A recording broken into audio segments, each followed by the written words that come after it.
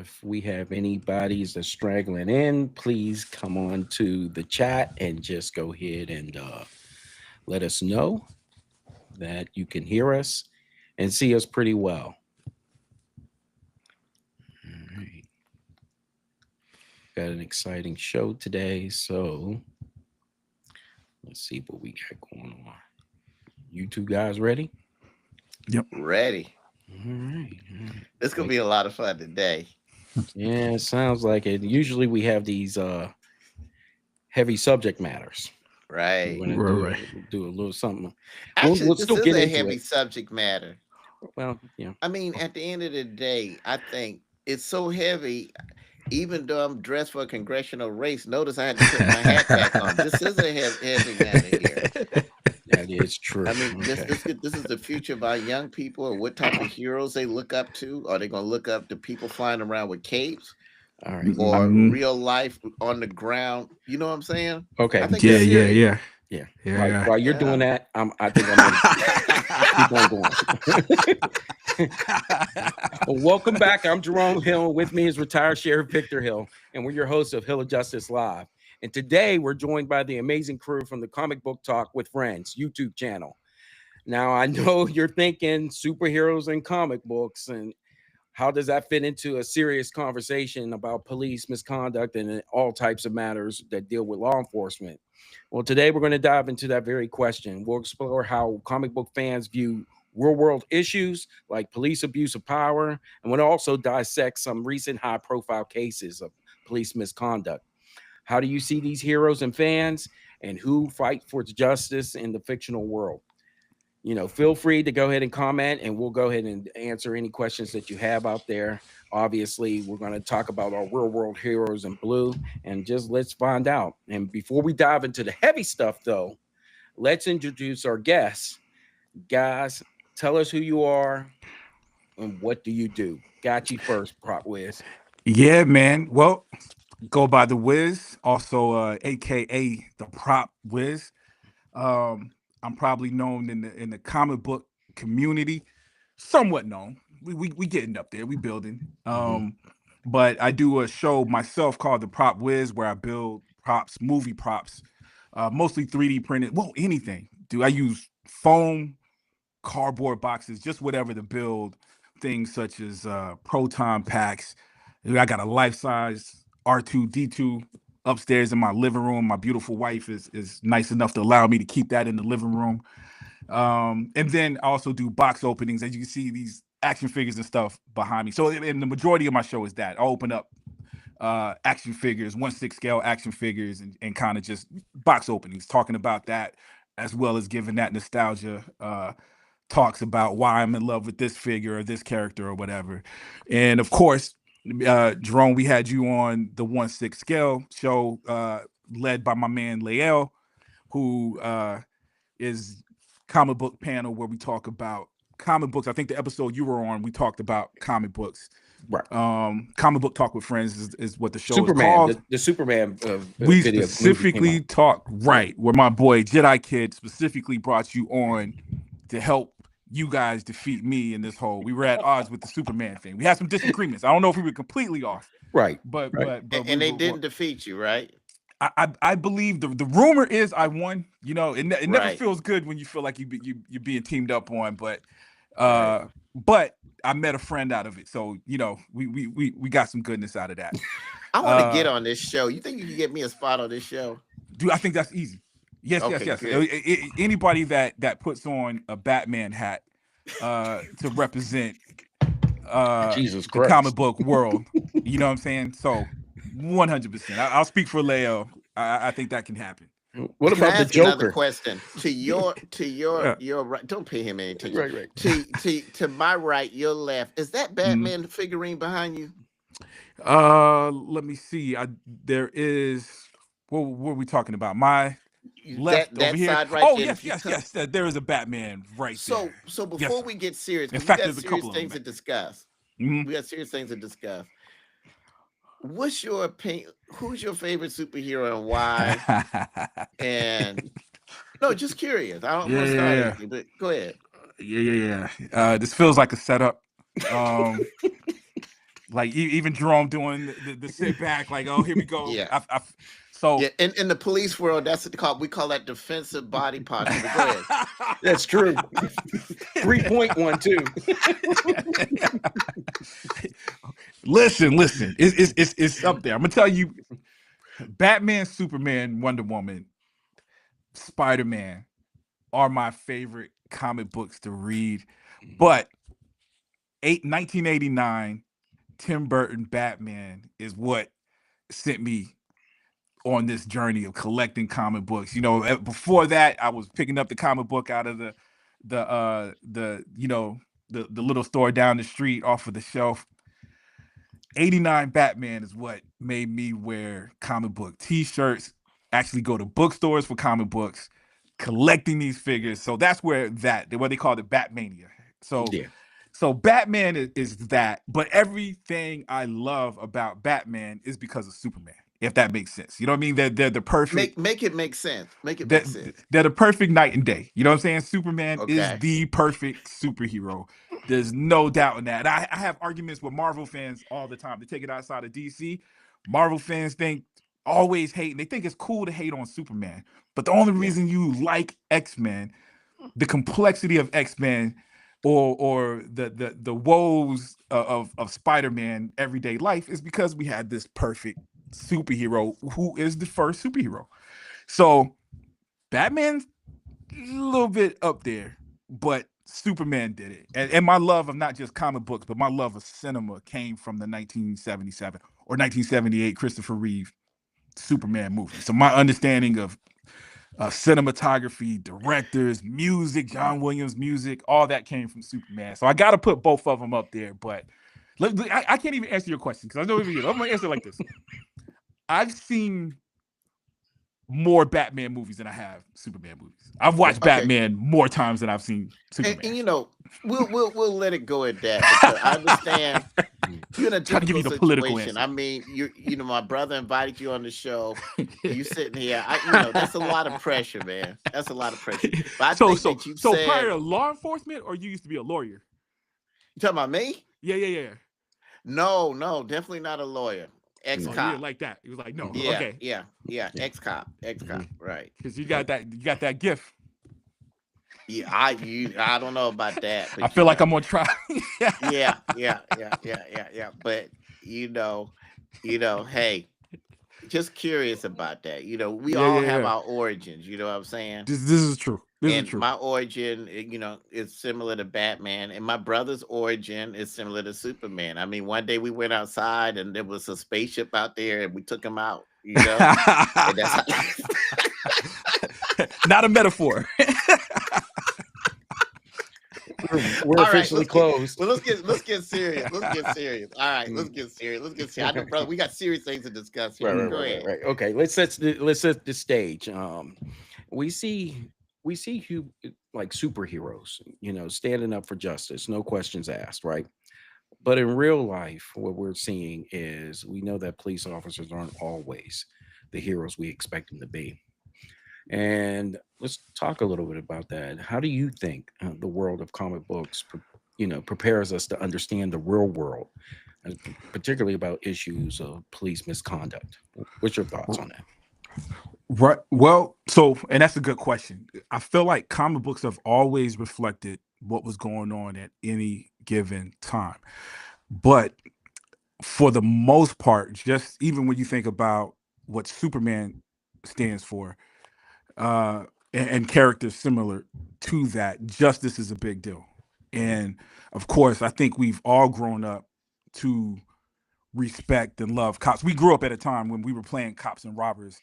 Nobody wanted to be the robber. I think it's the gangster movies. I remember the Scarface. I remember a time when it was almost weird. It was like that's what you want to glorify. And comic books was that. So it was always that. But you do have comic books that focused on corrupt police. When you talk about Batman, Victor, a large part of that story, and again, it's different time periods, but we're looking at the Frank Miller run, which was year one Batman.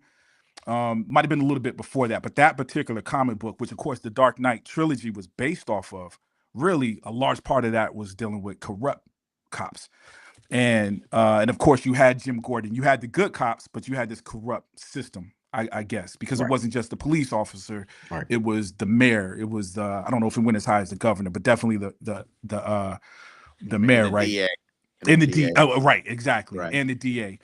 Yeah. And how awesome was the complexities, the beauty, both the comic book and the movie showed how complex, because even the DA wasn't, because you had Harvey Dent, who was political, so sometimes it was evil because it was just politics. This is just the way the game was played, and then it was more in depth. So yeah, I think comic books hit, but I started with the overall theme because justice, morality is always the foundation.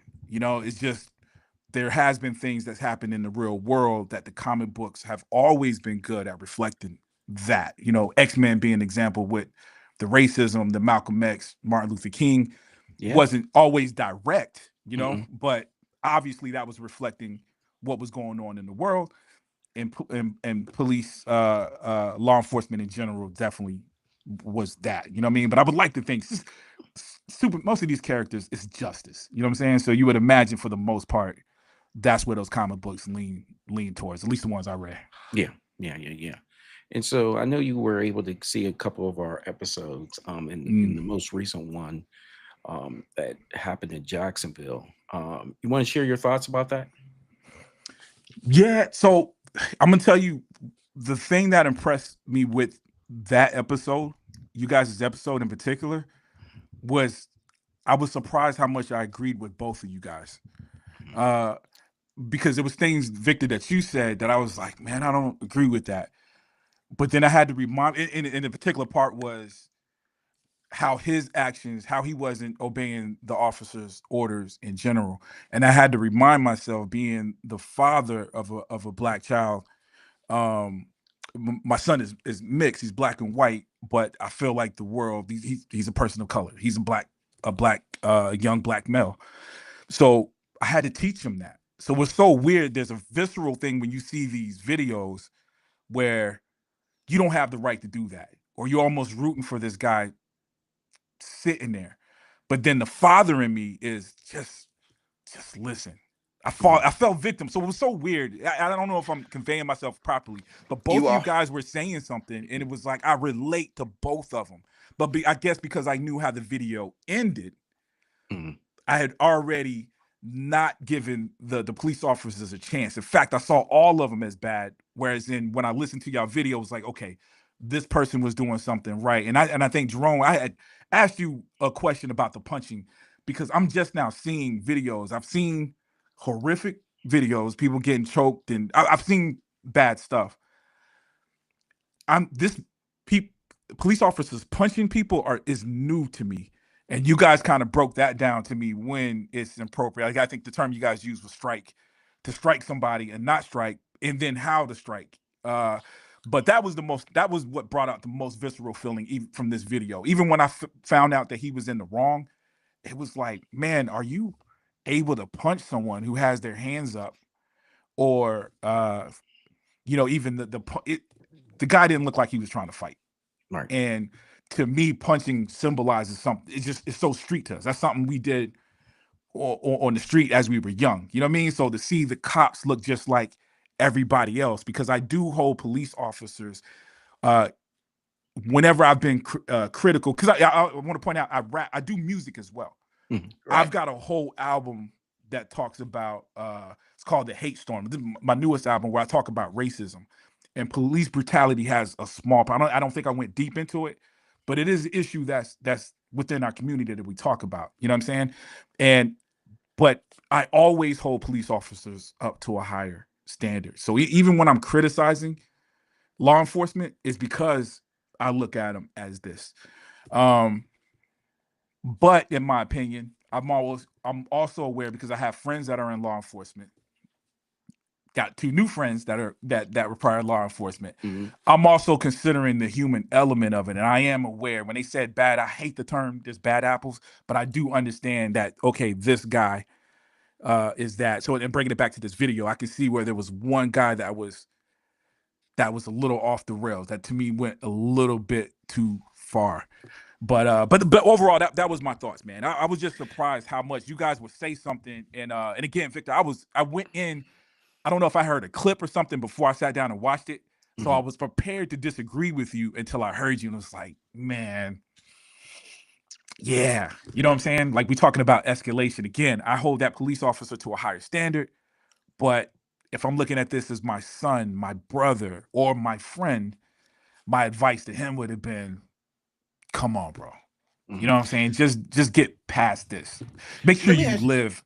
Let me ask you another question. It's so fascinating to hear your perspective, because I love hearing my brother's perspective. But at the end of the day, we're both ex-cops, so we're probably going to lean more to law enforcement, even though he and I usually see two things different. But we still kind of leans towards law enforcement.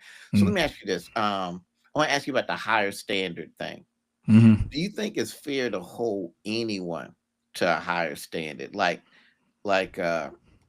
what athlete was that where somebody asked him, Charles don't you Barkley. think you should be a role model to kids? And Charles Barkley. and Right. and he said, I'm not a well, role I'm an model. athlete. I'm Yeah. not, okay, like for instance, okay, Tiger Woods plays golf well, but when he had an affair with I think it was a porn star, I'm not sure. Everybody was like, oh my God, right? Many people. Right. Okay. Right. So, now I'm of the opinion, okay, you either going to see the man play golf or not. Because he's a great golfer, does that make him a person we look to for moral standards? Cops, what I'm saying is, do we hold them to a higher standard, or should we hold them to the same standard? Now, I've always been a proponent of, if I write tickets for speeding, I shouldn't be speeding. Or Right. if I'm going to charge you with perjury in court, then I shouldn't be allowed to lie in court. That has a lot to do with why I'm running for office, because, like prosecutors, okay, they hold people to a standard of perjury. But we have situations where we can prove that they lied to grand juries like they did in my case. I'm doing an interesting experiment right now. A video came out on a local news reporter, and I'm doing a story on him, and has asked him for comments and haven't got anybody. I'm not holding them to a higher standard, but if this is the standard you hold other people to, and you want answers, or you want them to return your call, why is it when we get this video on you fighting somebody that the standards don't go to you? So I'm not saying, what about the same standards as opposed to the higher standards? What's your thoughts on that? Right. So I am. I know I feel like I've given y'all different.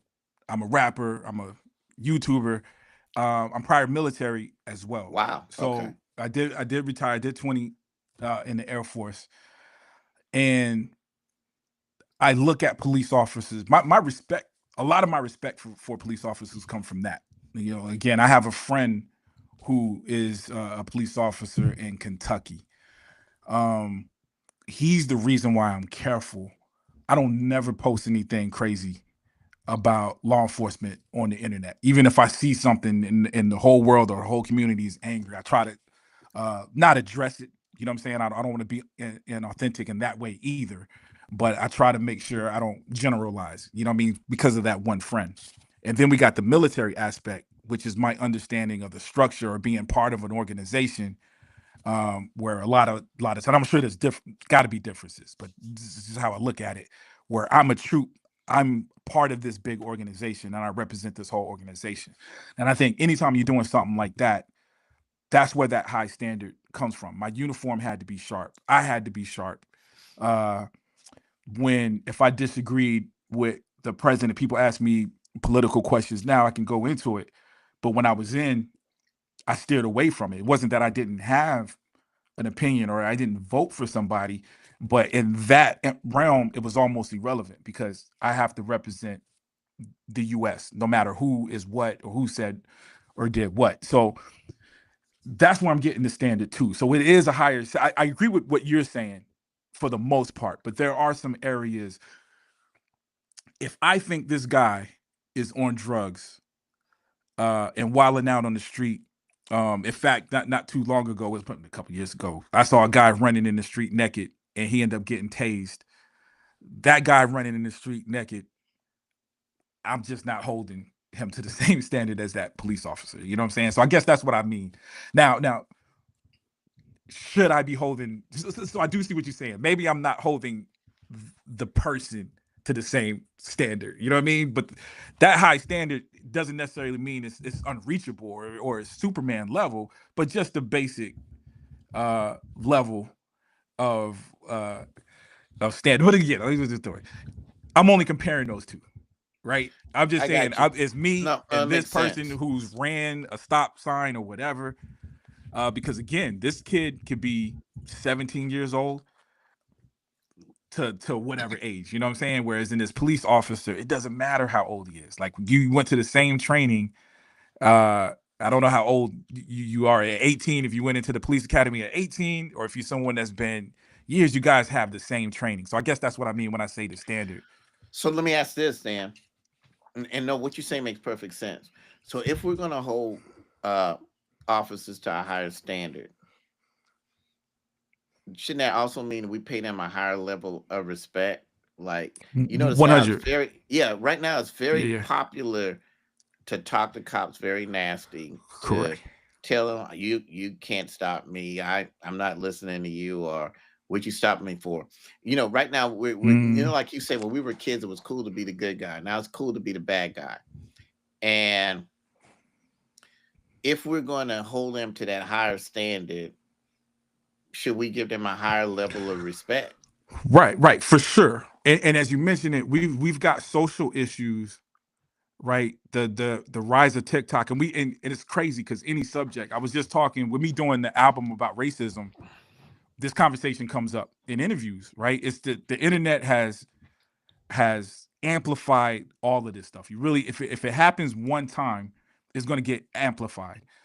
So and that applies to police officers too, because again, and the reason, and I'm being transparent with you guys. The reason why I start with one of my best friends is this, or this is why I respect. I grew up loving. I gotta start like that because I've been victim of that way of thinking. Because you see someone get choked out on TV, again, it's a very visceral emotion that happens, and you do get angry, and you figure why. You know there's racism. You know this is going on. So I've been victim of seeing something that happens. And again, I'm not saying the opposite, that I shouldn't take it that seriously, but you have this reaction based off seeing the rest of the world react, or you're only getting this information because when it does happen, you're right, the police officers seem like the bad guy. Another way that I kind of ground myself with that way of thinking is always think about the fact of if somebody breaks into my house. Now I got friends again that watch Scarface one too many times that feel like, yo, somebody breaks in my house, I'm gonna handle it. Yeah, I'm gonna try to handle it, but at some point I'm probably gonna call law enforcement. You know what I mean? So these are still the men that I trust, and that's a certain level of respect that comes with that. You know, but yeah, I mean, you're right, and it's hard to say. And I'm in Dallas, Georgia, so I don't have police officers. And y'all correct me and stop if this sounds crazy or offensive, but I find it here. The police officers are almost like family. Like I've been here for 7 years. I've never been stopped. And I would imagine if I did get stopped, it would be because I've seen other people get stopped. It's never, I never see that kind of interaction. Whereas I retired in DC, where I had a expedition that was painted. My brother has a paint shop in Nashville. He painted it. It was a metallic bowling ball. It looked like a giant bowling ball. It was actually black and gray, real random patterns. Sometimes it would look blue, sometimes it would look black. But police officers love to stop me. Cops love to stop me when I was in that vehicle. And it would be the craziest reason. I got stopped one time for driving too slow. You know, and now you know why, right? Why I assume because of the vehicle, but partly, but part of it is you're in the drug corridor of 95.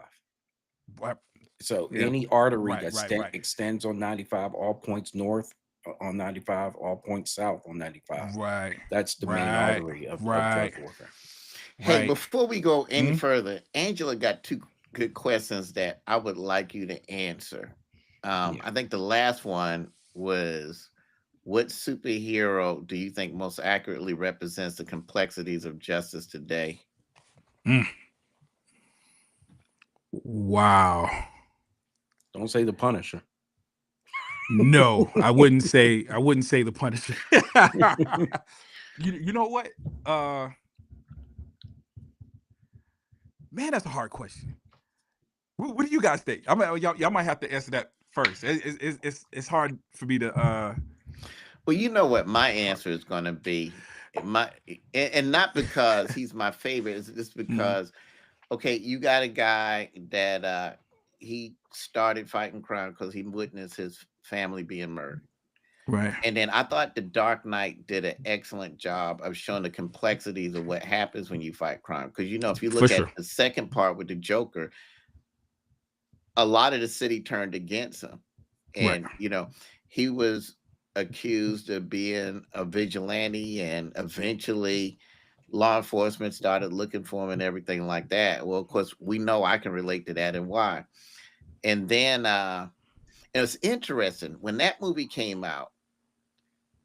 That was actually the year I lost re-election.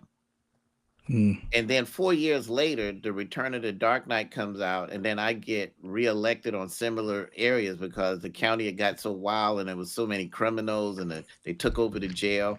And then I came back, and in that particular movie, even Gordon told him, "Hey, you need to come back. It's getting out of control." So it's interesting how art can imitate life, or life can imitate art. But, you know, it's very, very interesting. And, you know, and I was actually tried and accused falsely of being a vigilante or whatever like that. So I can relate to that. And that's why I say, to me, it kind of fits the politics and everything. I'm going to give you a better answer.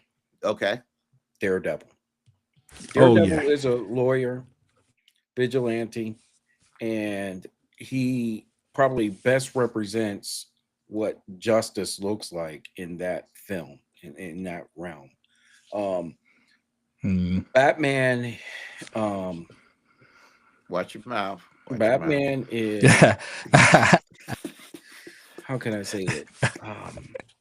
You're not going to see, how many multimillionaires or even close to billionaires you're going to see coming out comic book wise to do what they're doing? If you're looking at somebody organically like Daredevil, actually, I have. He's my best friend. He's a multi-millionaire, and he does it for free. He used to work for me for free. He actually works at another sheriff's office. You know him? Sure. Yeah. We tease that's him, our brother, Bruce Wayne. Right. Yeah. That's our brother. I mean, that's our brother. Yeah. So, you know, when you look at Faith and Vengeance, though, you're probably looking in social justice. Period. Full stop. Then you're looking at Daredevil. Just social justice on that end of it. Right. And keep in mind, he's a billionaire, but he's a billionaire that saw his parents murdered and bleed out before his eyes. Right. So it's not like, you know, so that's what makes our brother so interesting, because he led a great life. He just decided he wanted to fight crime. You know. Right. What was the other question that Angela had? She had asked two profound questions there. Let me get that up for there. The Wiz. She's thinking Captain America.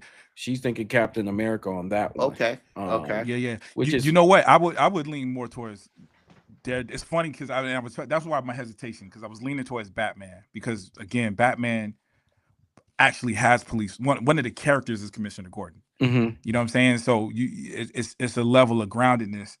But I love the Daredevil because we're also seeing crime, the complexities of crime, period. I mean, some of these people he's defending are innocent, and or specifically with the newer shows as well in the comic book, but the new show did a good job of highlighting some people that were not good people but not guilty of this thing, or not the best person, but this person's not a killer or wasn't a thief, you know. So I think in terms of complexities is that, man. But I can understand the Captain America thing. I can understand that too, because of the military, the politics aspect of it. Which ironically, our brother we're talking about, our rich brother that doesn't have to work, that goes out and play police, they actually call him Captain America. Matter of fact, the people under his command actually put his face over a Captain America thing. That's his superhero. That's interesting. Yeah. So very, very interesting. We got to have him on too. We got to have Captain America on here one day. without a We doubt. really do. You would like him, Wiz. You really would. Yeah. He sound dope. Yeah. He's a pretty cool cat for Yeah. sure, and he's got that. So we also had featured on the show a couple of other heartbreaking matters. One of them being, Terry Nichols. If you remember the Memphis officers that really went down and beat him and killed him. Oh yeah. Yeah. And he was only a few blocks away from his home, you know. Certainly there was a situation where he did not comply, and he ran. And at this point in time, there was a lot of issues when it came to that.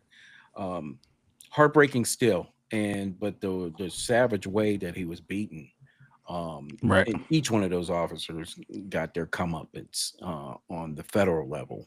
But on the state level, 4 out of 5 were found not guilty. Not that it matters much, because unless they get pardoned, which they certainly won't, they got handled pretty well by the federal system. But when you see something like that, I know you talked a little bit about your son and how that, that visceral reaction, that emotion that comes with it. When you see someone who, is afraid and probably doesn't know how to handle things, what are some of the things you're talking to your son about, how to steer from that type of stuff? Right. And it's crazy because my discussions with him have only gone as far as the vehicle itself. You know what I mean? So it hasn't been your encounter. This is how you handle an encounter with the police. It's just been, if you get stopped, this is what you do. Make sure your hands are seen. Make sure you know where your stuff is in the car. So it's I haven't had, and again, it might be because of the area we're in, where I don't feel, I can't even say that because I feel the danger. I mean, every time he drives out, he's 18 now. Yeah. He just graduated high school this past year, so he's still my son. You know what I mean? And he's an adult, but there's moments when it's like clear as day. You still need my guidance. But the upbringing, to an extent, I feel good because I know who he is. He's very proper. Yes, ma'am. No, ma'am. Yes, sir. I think he would listen. So just him getting to that point where we have to run, it's hard for me to imagine him being in that situation. At the same time, I've seen him interact with his friends, because my interaction with him and his friends might be different too. I have seen him where he's very, very prideful.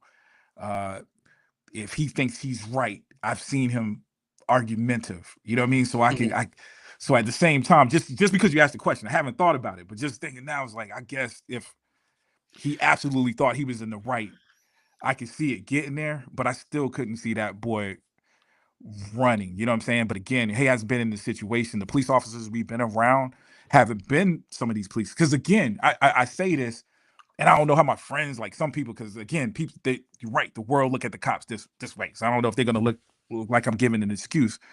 But most of the videos I've seen, I can see the bad guys.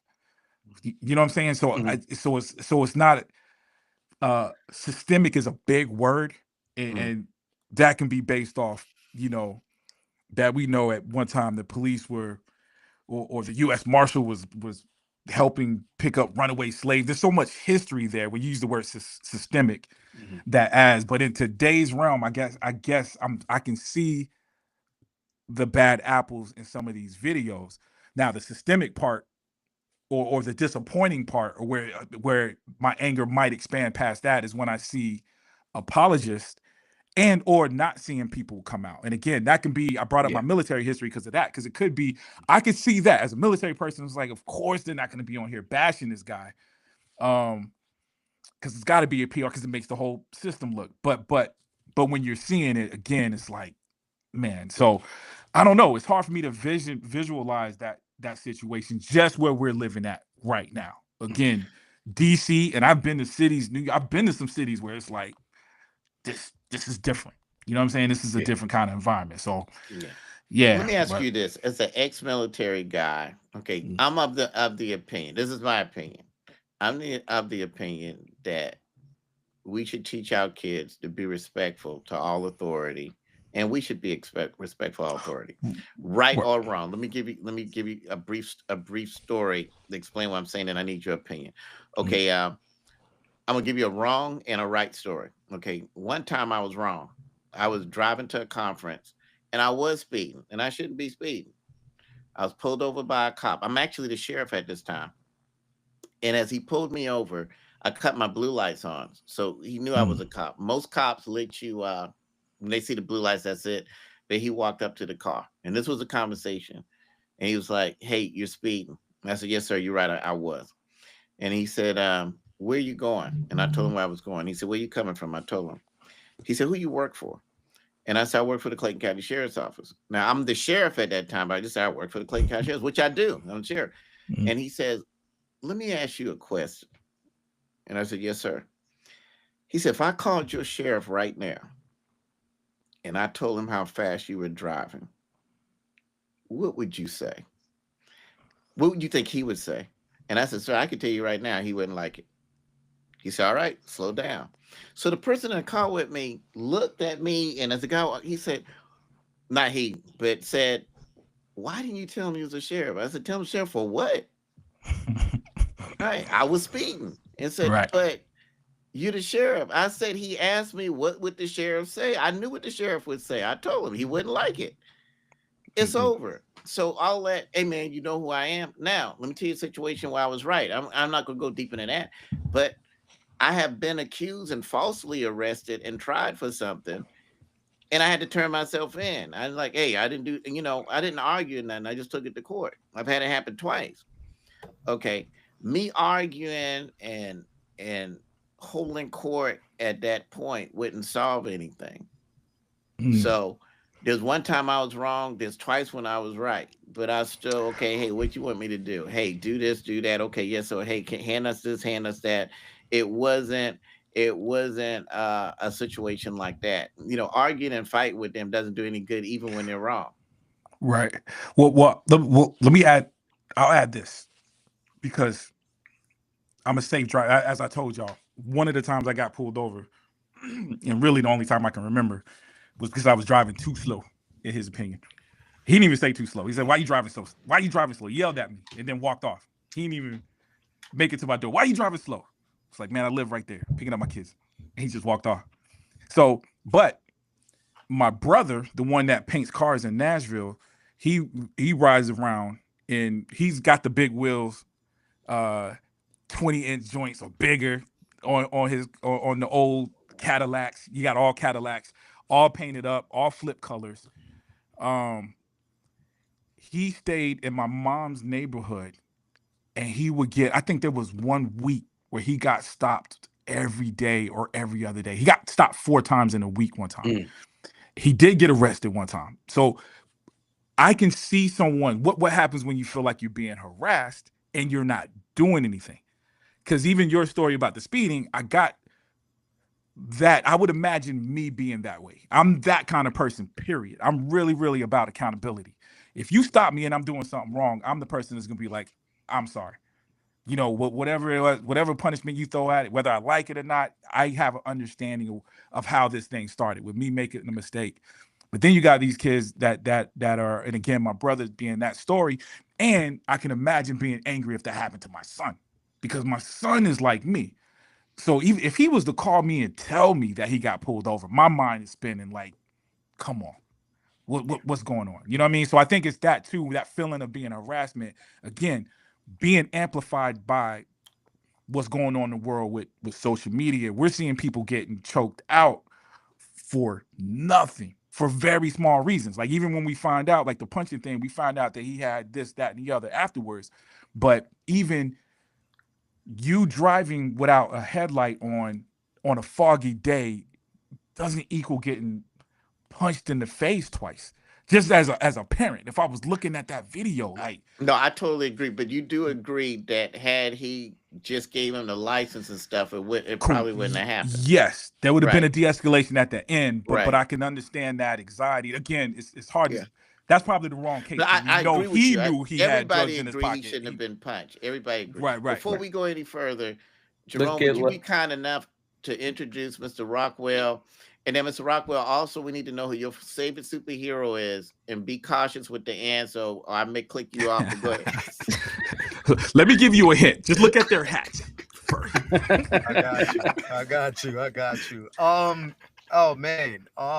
No, I'm sorry. I didn't mean to interrupt doing anybody. No, go ahead, please. Definitely thank you for having me here, man. I had to pop through. Sorry I was late because, like I said, I had a game to go to, and then, like I said, me and the wifey had some running around to do for the neighbors. It was an anniversary, so and then I got another interview. Somebody's supposed to be interviewing me, around here in just a little bit.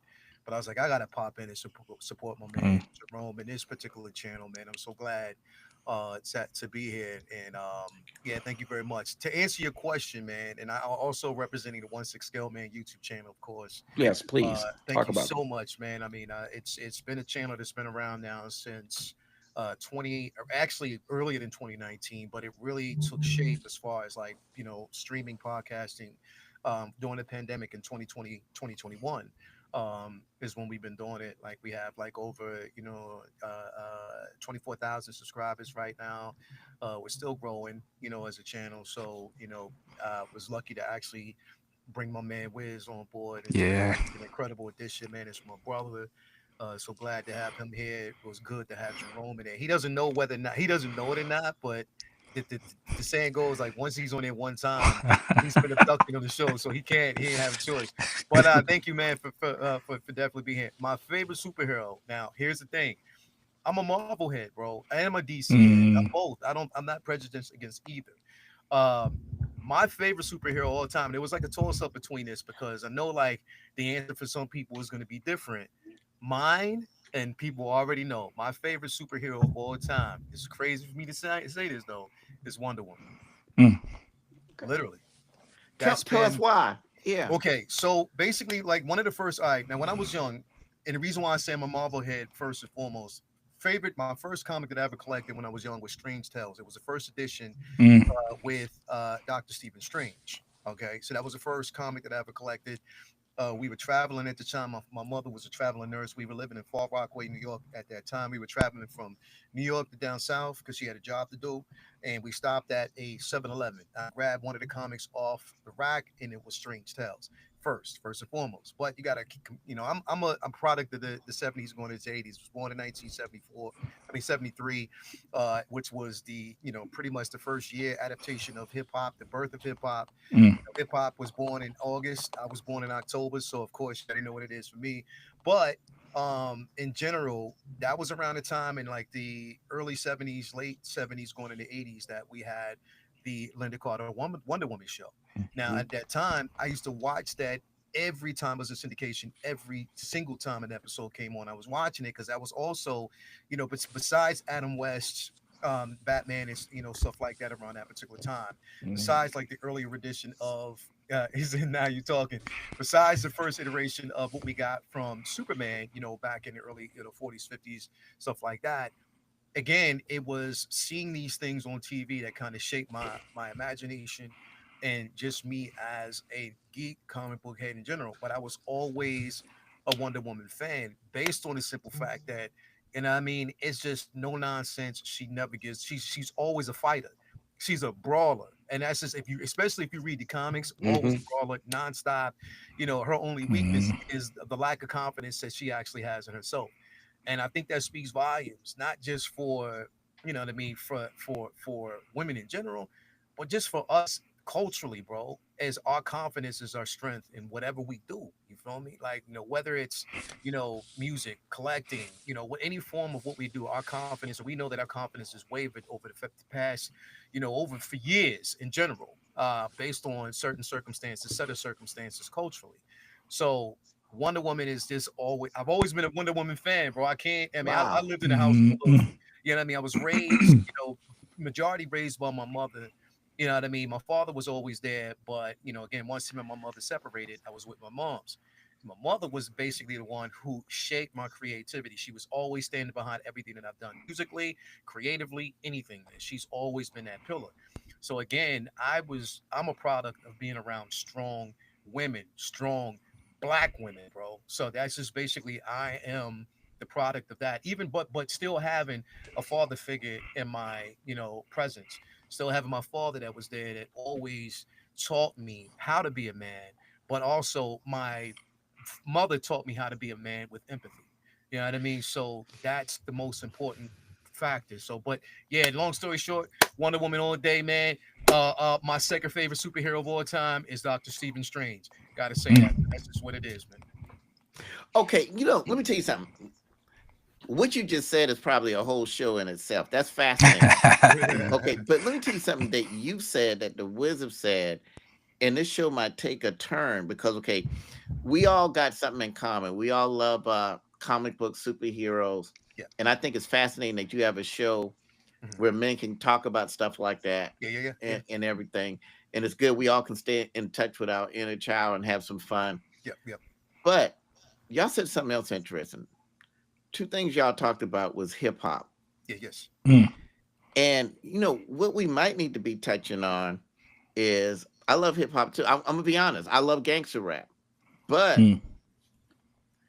I do realize that gangster rap has had some negative Influences effects. on society. Right. And I always looked at it like this. Like when I used to go to schools and speak, and I used to say, listen, I don't have anything against gangster rap. I like it, but I want y'all to look at it like I look at comic books. I read a good comic book or see a movie. I don't expect a man with a cape to fly down and save me. I'm not picking on you, Jerome. I said it's a good story, and I leave it at that. And I said, and the gangster rap is good, but I don't listen to it and say, okay, you know what? I need to go and start shooting folks. You know what I'm saying? It's good music. It talks about a particular whatever, but that don't mean we need to run out and do it. No more than that means put on a cape and jump off a building and think you can fly. Yes. But I think what we need to do, because Wiz was talking about how when we were kids, it was cool to be the good guy. And then how now it's pretty much cool to be the bad guy. Yeah. And a lot of it has to do, I know that some people figure there's a difference between hip hop and gangster rap. And of course there is, but gangster rap gets its root from hip hop because it's still hip hop. So it'd be interesting for me to hear from you guys the perspective. Yeah. Now that we're talking about cops and robbers and comic books, I don't think we can leave out gangster rap. So you know what? Let me give you this scenario, bro, because we can tie them both in together.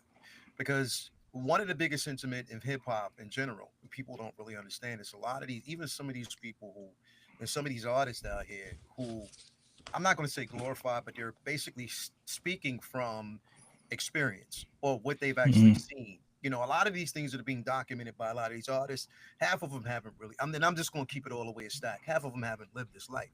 They're talking based on experience. A lot of them are. You know what I mean? But the space that we're living in right now, man, honestly, even when you look at comics, when you look at any type of genre of entertainment at this moment, anti-hero is the sentiment. Because that's the thing is, there's always an anti-hero, somebody who sits in that gray area. They sit in between.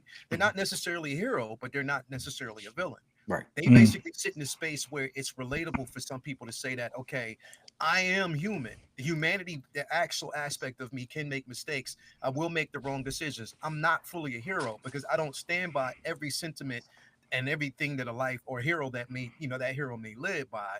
But also, I don't believe in some of the things that are going out here right now that are going on.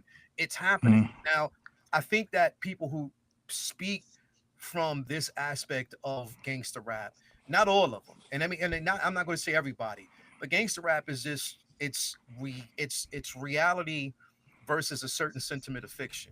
And what I mean by that is the reality part of it is a story that's being told based on experiences that other people might have actually carried on. But the fictional aspect is to say that, yo, I picked up and you all hear this person, I smoked this cat, I got these ops, I got all that. No, you don't. You're saying that you do, but you know basically how to say things that are relatable. You gain an audience based on that. But if I actually sat you down and had this conversation, not all, but most, not all. But if I sat you down, And I said, okay, let me give you a hard dose of reality, because here's the thing, man. I'm from Far Rockaway, New York. Queens, New York. I live right by the Coliseum in Jamaica Ave. Things that I basically seen back in the day would spin a person's head, but I've never been a part of it. I'm not a gangster rapper, yo. I'm not a gangster MC. Basically, the things I talk about is life, just the fun of hip hop, everything that's there. But I do give you certain scenarios in my music pertaining to life experiences, things that I have seen, not things that I have particularly lived myself, but things that I have actually seen. And the thing is, because if I glorify something and I haven't lived, then I'm a fraud, man. I just can't live that way. That's just me personally.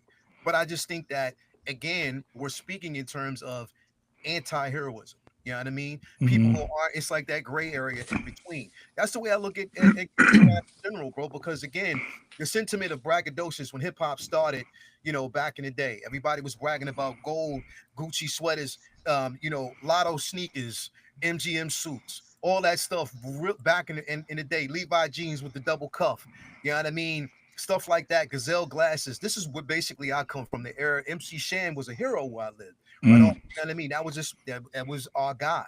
You know what I mean? For decades. Nas came around, all these other cats that came around. Again, they are a product of that particular era. It flipped. Gangster rap did basically change. It took on a new face in hip hop. Half of these cats lived it, half of these cats didn't live it. But the problem is I hate when people look at hip hop and then all that they look at is the gangster rap aspect of it and say that's what hip hop is. And it's not. It's not just that, man. It's not. Dude, I want to add on to that.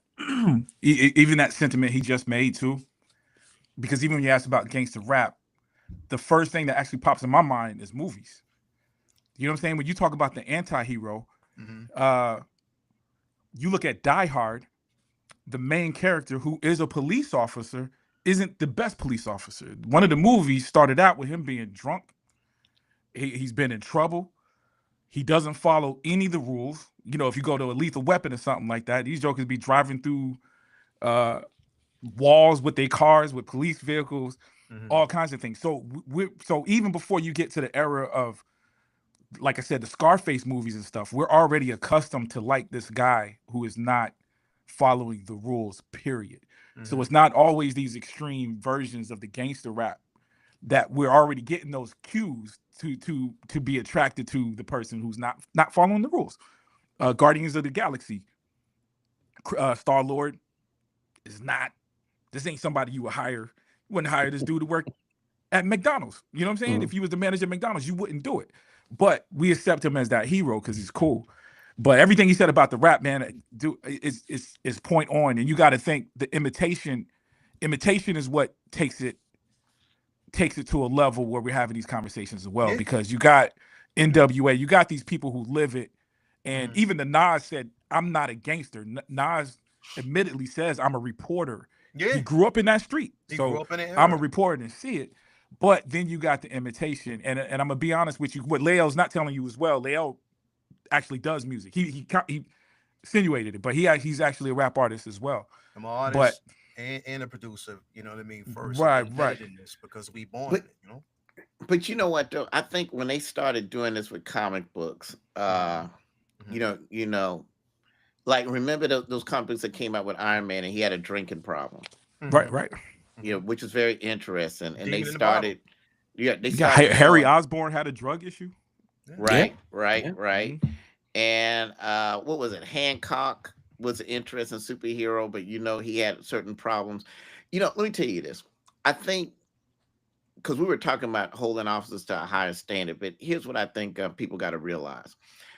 You know, I was very disappointed after I became a cop for maybe the first 4 or 5 years. And let me tell you why. When I was a kid, I had this image of cops that they were superheroes. So they were the fastest runners, the strongest swimmers. You know, I felt like if I got taken hostage, they were so well trained that they were going to hit the bad guy and don't hit me. And, you know, and then when I became a cop, I realized that most of the guys working there were just human. Some of them couldn't run. Some of them really couldn't fight. They'd never been in a fight before.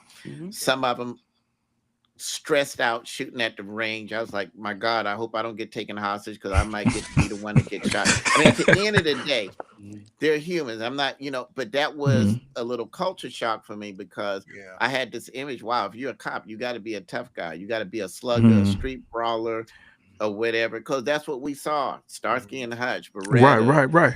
or whatever. So, and then we find out a lot of these folks ain't tough, and a lot of these folks are scary, and then you find out. I also thought it's got to be the highest moral character. It's safe to leave my clipboard there because these are cops. They're not going to steal it. Leave your clipboard there if you want. It'll be gone. I had my So I had to bulletproof come vest to a taken. realization that, hey, these folks, they're still people. Kind of like a lot of people got to come to the realization that the pastor may teach a good sermon and he's pointing the way, but don't like Bruce Lee said in Enter the Dragon, don't look at the finger, look at the moon or what he's talking about, because you won't see the beauty of the moon. You get concentrate on the finger. So we concentrate on the person, and then we're expecting more than they can really give us, because at the end of the day, they're humanly possible. They're just humans. And I think we probably expect more from our cops and politicians than we realistically should. Nah, but take that same thing and apply that concept to a doctor that's doing heart surgery on you. Yeah. Yes, he's human. Yes, there's mistakes, but we're not sitting there as like, yeah, he's human. It's all right. Give it a nice little try. We still got to hold them. Actually, they kill people all the time, and we don't say nothing about it. Doctors put the wrong kidneys in people and do whatever, and they don't riot. You don't get riots and protests you don't get over that. It get real emotional when it's the cops or the politicians. Yeah, we really we do know that a good way to die sometimes is to go see a doctor. Right. But that doesn't start a riot. That's what, and that's the crazy part, bro. Is that just like you said, I was brought up, coming up, we believe that, the cops were, they were sole protectors of, what was they embodied what, and we were to believe that, when you talk about it, a fireman and a cop, they embodied everything that was good. That's what we were taught to basically believe. And like you said, which again, we're looking at the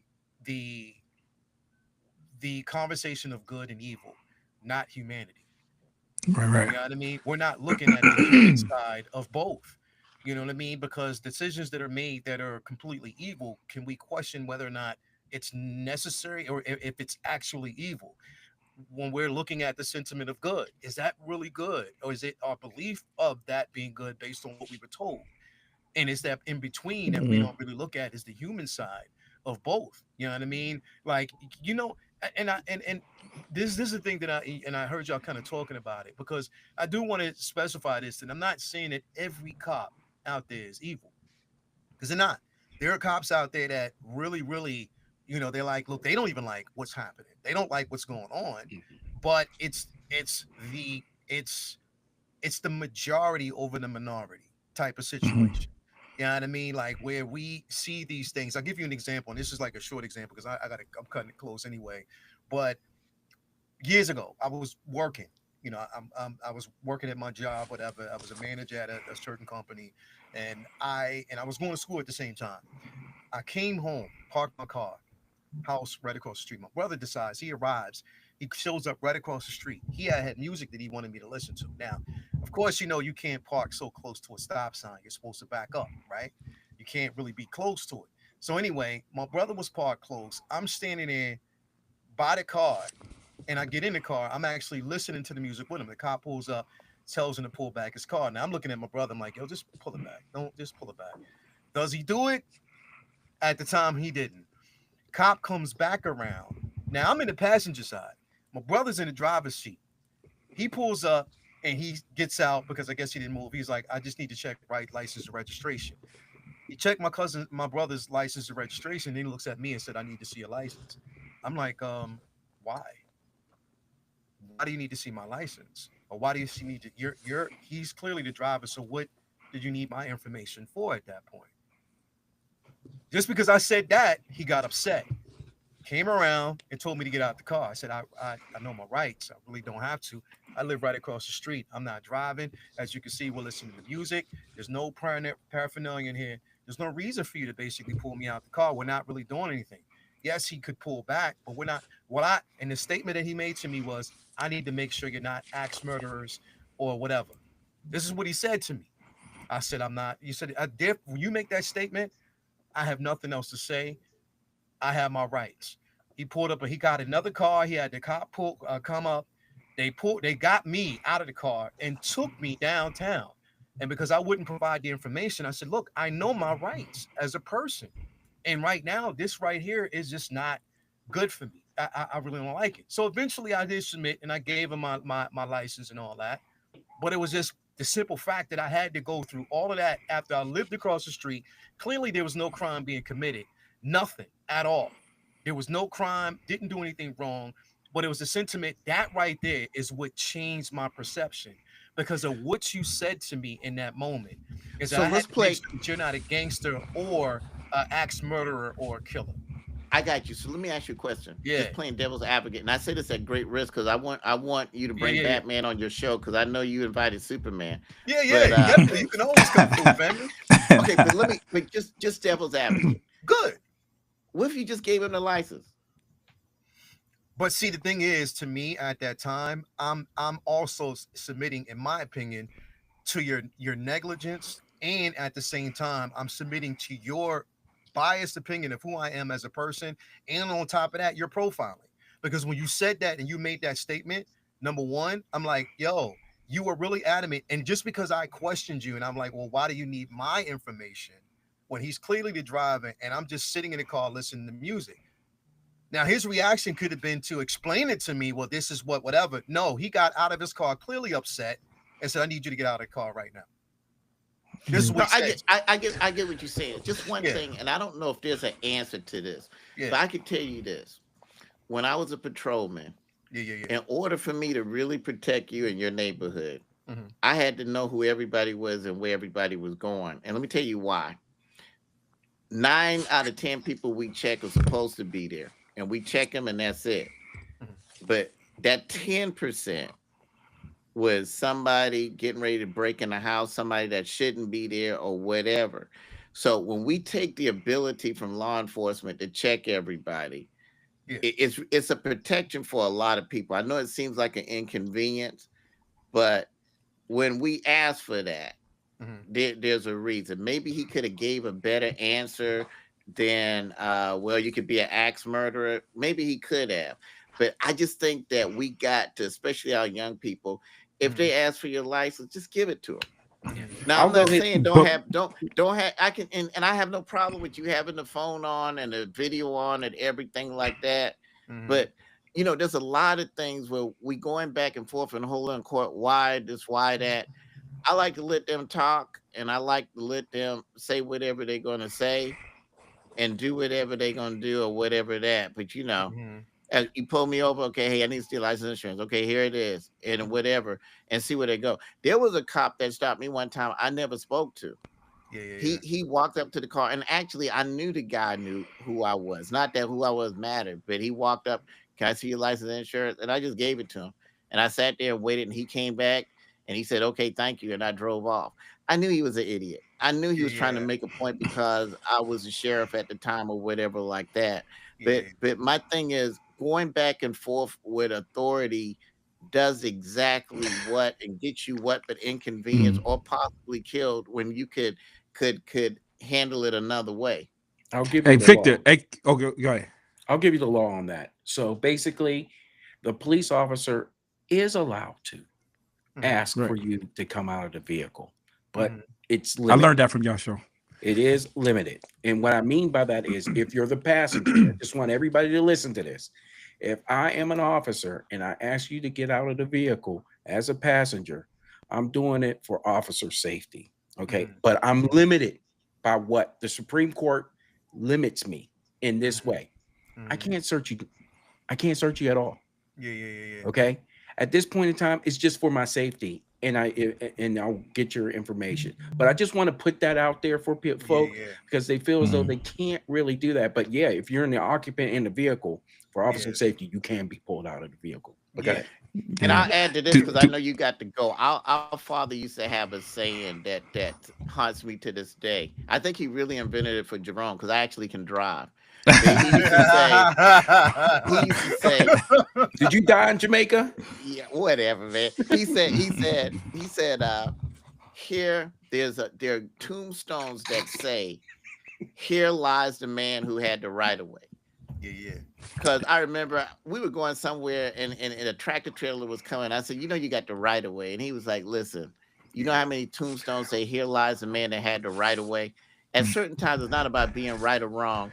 Why get shot? Because you got the right of way. Why get in a fight or get taken down? You see what I'm saying? So something to think about. So before you go, you say you got to go, right?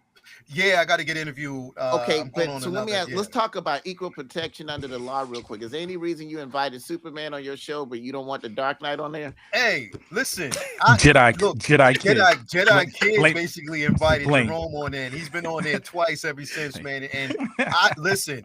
We are doing a major show tomorrow because we're gonna have conversations about this, you know, especially considering the simple fact that we just came through Superman, we've came through the Fantastic Four. There's an upward spiral on the cinematic experience. Right now, we just got pictures like yesterday, and we're getting flooded with the internet of the new suit, the classic Spider-Man suit from Tom Holland. So we're gonna talk about that tomorrow night. So there's a lot of things going on, and Victor, you might be into this right now because we're going to definitely talk about the Brave and the Bold Batman and the rumors that we're getting from.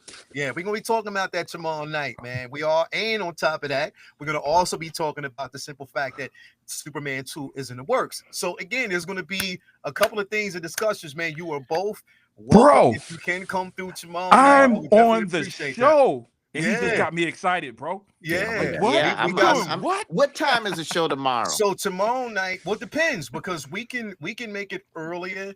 We can make it later. Like last week we did it around 8:30, and I thought that 8:30 was a sweet spot. We might do it again. We might actually do an earlier show at 8:30. If you do 8:30, I can make it. Sometimes y'all do it later. Yeah, but we'll do 8:30. No, anytime after 8:30 is fine. I was hoping it wasn't early, but you know, there's a lot that we need to talk about. First of all, you mean crypto too, right? Not Superman too. We're gonna talk about that. We're gonna definitely talk about that. Foul. Yeah, that is. We're gonna talk about that, man. Foul. Definitely slide through, man. Like definitely, you are definitely invited. I will send out the link. We'll get it to you, man. Tomorrow night, 8:30, Comic Book Talk with Friends.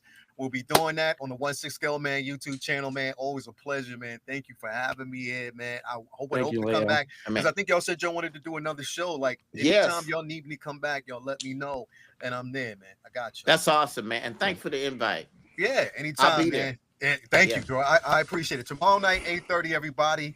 Thank you for actually coming through and having me come through, man. I appreciate it, man. I talk to y'all, and don't let Wiz fool you. You know, he's gangster. Don't let him fool you. Anyway, I'll talk to y'all later on, man. Peace, love, all right. Be safe. It's an honor.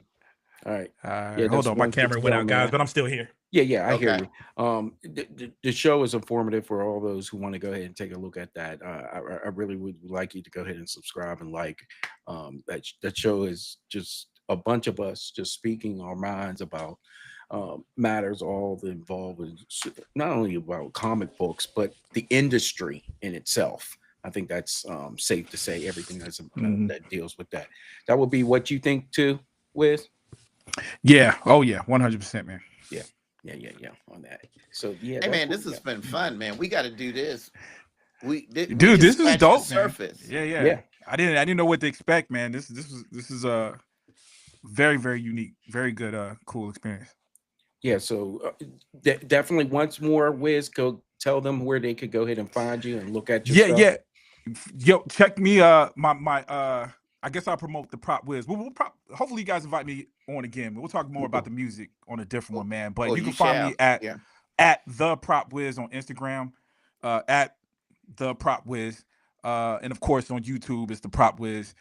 But all my links are on the Instagram page. So you follow me on Instagram. You can find me. Again, I do box openings, I build props, movie reviews, and of course you can, if you head over to 1/6 Scale Man Show, again, that's on YouTube, 1/6 Scale Man.